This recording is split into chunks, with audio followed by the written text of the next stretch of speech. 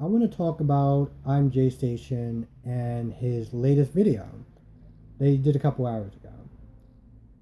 Because a couple of reasons. One, this video it kind of befuddled me. Because part of me feels bad for him as a content creator for the runaround that YouTube is giving him.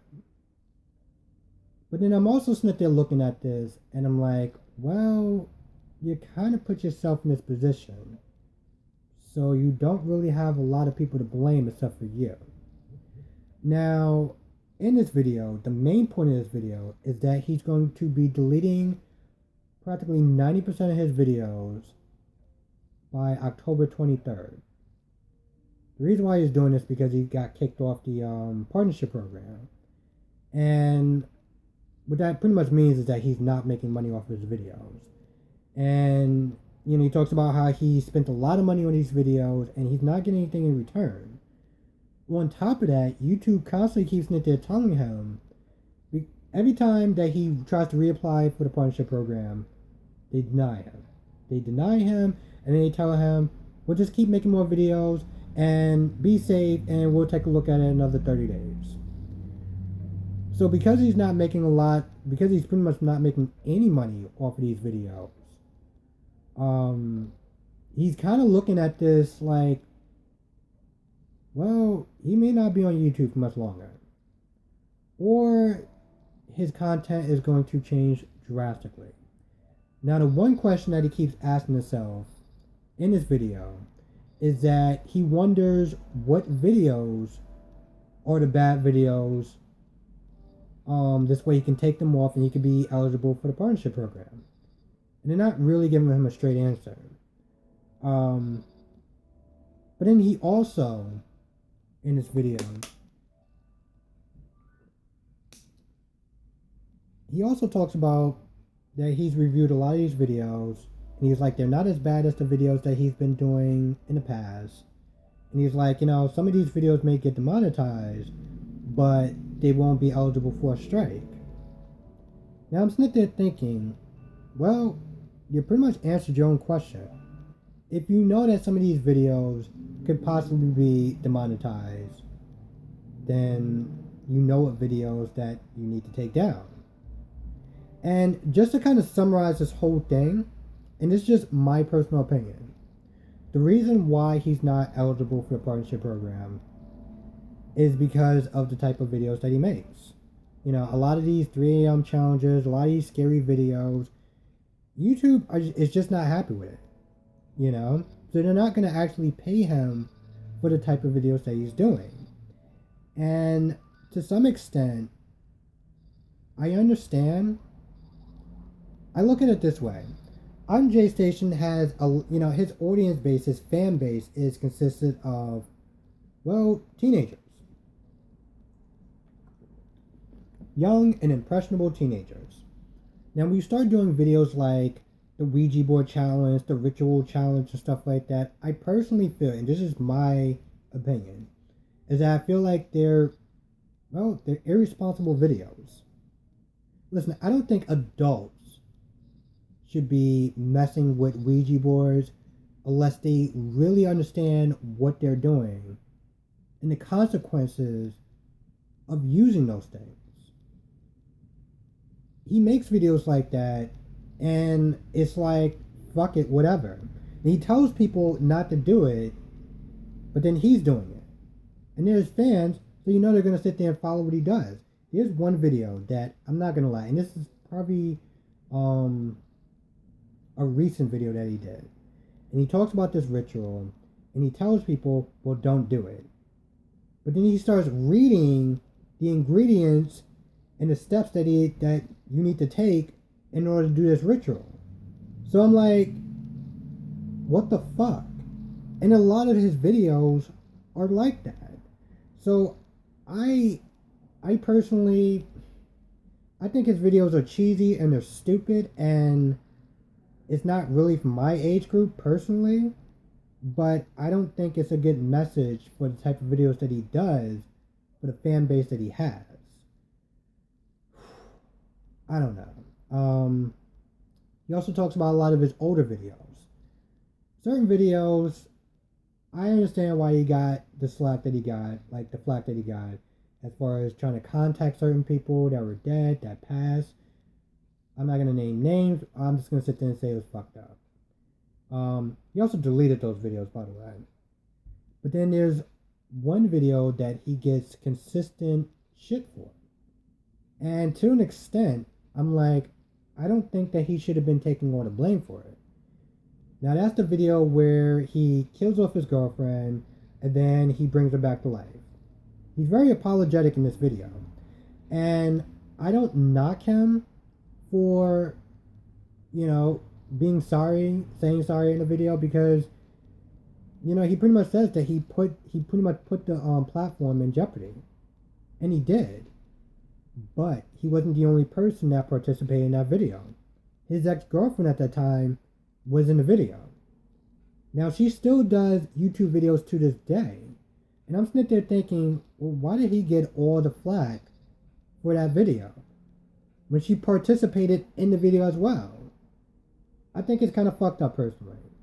I think it's kind of fucked up to an extent that he's not making money off of these scary videos, where you have channels like Luxury Dark, Luxury Prank, that does the same type of videos and makes money off of them. Now they're not the same videos, but they have been very similar videos. And some of the videos are the same, but not all of them. My point is, they're making scary content, they're making money. But yet, he gets kicked off the YouTube partnership.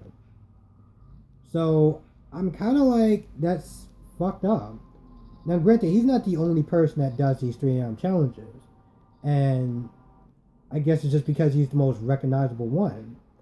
Speaking of recognizable, as far as like name brand goes, he talks about how, in the beginning when he started doing YouTube, that he wanted to do controversy videos because it pretty much would give him success. And to an extent, he wasn't wrong.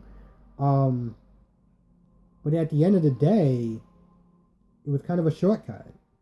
Yes, he made a lot of money. He is very famous among the YouTube community. You think of ImJayStation as far as being recognizable. You think of Nostalgia Critic, John Campia, Shane Dawson. A lot of these people are recognizable. So as far as his goals are concerned, as far as like being famous and stuff, yeah, he got there.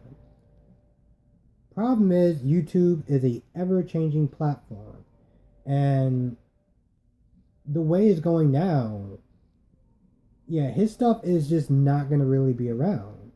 And so again, which leads me to believe that I don't think that he is going to be on YouTube for much longer. Hell, in the end of his video, he literally sits there and says, I don't know how long I'm going to be on YouTube. And he's also sitting there talking about how he has so many ideas, he's super ambitious, he's super talented, blah blah blah blah blah. Yeah, I get it. But at the end of the day, if he's not making any money off of these videos, if he's not making any money off of these videos, then he may actually have to start getting a regular job, and he may actually have to start changing the way that he does videos. Now, he does have a couple of different channels. So, in reality, he can always just make money off of the 666 channel. Hell, that's what Luxury Dark did. A Luxury Prank, I think they have Life of Luxury. My point is, they kept going from platform to platform to platform.